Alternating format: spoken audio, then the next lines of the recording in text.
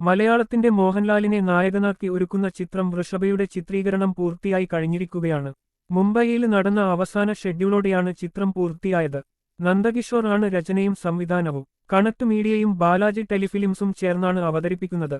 വലിപ്പം, ആകർഷകമായ കഥപറച്ചില്, താരനിര എന്നിവ കൊണ്ട് വലിയ ശ്രദ്ധ നേടുന്ന ഈ ചിത്രം ആക്ഷൻ, വൈകാരികത, ഭാരതീയ പുരാണ കഥ എന്നിവയുടെ സവിശേഷമായ സംയോജനത്തോടെ പ്രേക്ഷകരെ നാടകീയമായ സംഭവവികാസങ്ങളുടെയും വിസ്മയകരമായ ദൃശ്യങ്ങളുടെയും ലോകത്തേക്ക് എത്തിക്കുകയാണ് ലക്ഷ്യമിടുന്നത്.